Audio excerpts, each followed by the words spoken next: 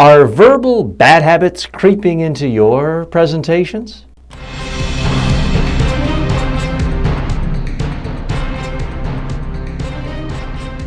Speaking, the show about effective speaking in public, to the media, at work, and in life. Speaking with TJ Walker.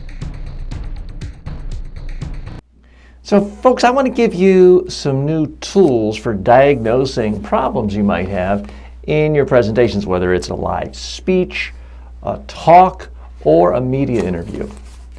Now, it gives me no great sense of joy to tell you how I found this out. In fact, it's highly embarrassing. Here I am, I'm supposed to be the big presentation expert. People come up to me after days of training or speeches and say, "Wow, TJ, you're so articulate. You didn't say or once." Well, guess what? I have my own problems, my own blunders too. I'm going to tell you how I diagnose those, how it's brought to my attention in just a moment. Do you have a speaking-related question for #1 USA Today best-selling author TJ Walker? For more than 30 years, Walker has been a public speaking coach and media trainer to presidents of countries, prime ministers, CEOs, Nobel Peace Prize winners, professional athletes, and Miss Universes. Send your questions to info@mediatrainingworldwide.com or on Twitter @TJ Walker. So all of you have heard me say again and again and again, to figure out what's working, what doesn't work, video record yourself, watch, figure out what you like, don't like, and your flaws will become apparent. There is one small problem with that approach. There are certain things that are just not necessarily noticeable to the ear or the eye that you can notice if you see a transcript. That's really the big tip of the day, is to have what you say transcribed, whether it's a speech or whether it's a media interview. Now, you're not looking for the transcription to see perfect grammar, perfect complete sentences. In fact, good presentations typically have a lot of short sentences, a lot of repetition, a lot of phrases that aren't really full sentences, and yet it still works as a speech. But what it can reveal are certain filler words you use, and they might not be the obvious ones. The big ones that so many people notice: us, ums, ers, you knows. And I'm pretty good about not doing that. To pat myself on the back, I've never had anyone come up to me and say, "Wow, TJ, you say so many us and ums." Those of you who are regular listeners or viewers of this program will probably notice I don't say a lot of us and ums. It's pretty rare, and none of them are edited out. There's no editing done on this program. So I was feeling pretty cocky about myself until just the other day, a Google search came up with my name. I clicked on it, and it was a transcription from a radio interview I had done in the previous week. Now, some of you may not know it, but one of the other hats I wear is that clients sometimes hire me to be their spokesperson to go on talk radio and TV shows. So this was a client that had hired me to be a spokesperson for their product. And I looked at the transcription. I was about to think, wow, this is going to show how smart and how articulate and how wonderful I am and how I hit all my message points with great sound bites. So I was looking for it, reading this story in text, kind of looking to confirm my own biases that, wow, TJ, you're the master. Imagine my surprise when I started looking at the answers, and here's what I found. In 6 out of the 8 or 9 questions that I was asked, I started my answer with, well. Some of you old enough to remember may have images of Ronald Reagan, who often started press conference answers with, well. Now, I wasn't doing it mocking Reagan, but somehow this had creeped into my speech patterns. It's not attractive. It's not the end of the world, but it isn't adding anything.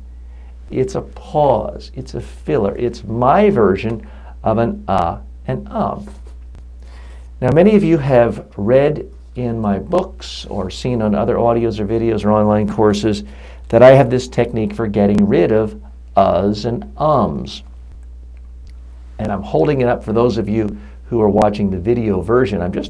Those of you listening to the audio, I'm simply holding up a little sticker, and it has the word with the international red no sign around it. I peel off the sticker and put it on clients' watches and cell phones and computers, and after a week, it reprograms the brain so that you're not filling up the sound with this clutter.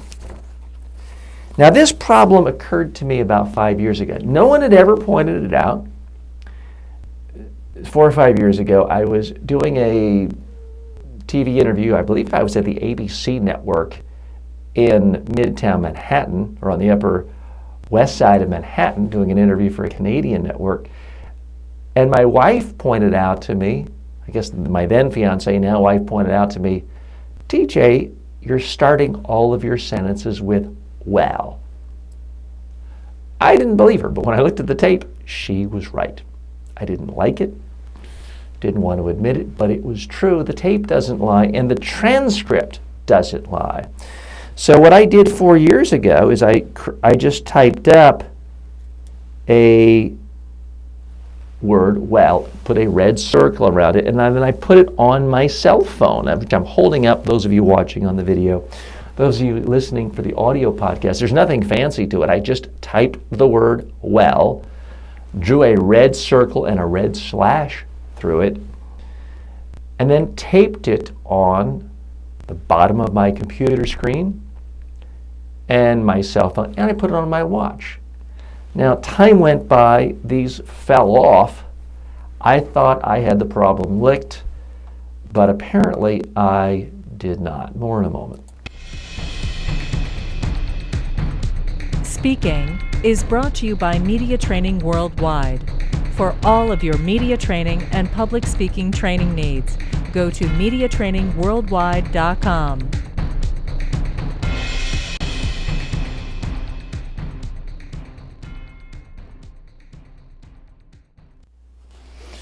The problem had not gone away. I think it had temporarily gone away, but it did come back. I wasn't aware of it, but I wanted to do something. And you know what? Even though I'm a full-time professional presentation, media training expert coach, nobody's perfect. Everybody needs help, and I put myself into that category as well. I'm not perfect. I can do better. So that's why I taped the anti-well tick buster on my phone, because I look at my phone dozens of times a day. And I'm going to be checking a transcript again. Now, nobody has time to check a transcription every single time, an accurate one. There are inexpensive ways of doing it. You can certainly use certain apps will do that. If you create a video on YouTube, you can ask YouTube to transcribe it, and you can look at it, although their transcriptions are not 100%. But if you feel like you're a good speaker, a great media spokesperson, and you want to, just like you go to the doctor once a year for a physical, give yourself a thorough diagnostic, I would recommend getting a full transcription of both a speech, a Q&A after a speech session, and a media interview. You might be extremely happy with what you find, but you might be surprised. There's simply a different experience reading the text versus watching it. Because I will confess, when I've watched videos of myself doing interviews or presenting, starting with well did not jar my ears. It didn't stand out. But when you look at it in print, it frankly looks ugly. And that's why I'm trying to improve myself. What are your tics? What do you do when you want a second to think or pause or reflect and you're not even aware of it? Do you fill it up with, you know, Or do you use well or some other word? Whatever it is, get rid of it and just pause. I'm TJ Walker. Thanks for joining me. As always, may all of your presentations in life be a success. Speaking with TJ Walker is the #1 rated daily streaming TV and radio show devoted to all aspects of speaking and communication. If you received value from this show, then please subscribe to it at MediaTrainingWorldwide.com. Please review the show, leave comments, and share it with your friends and colleagues today.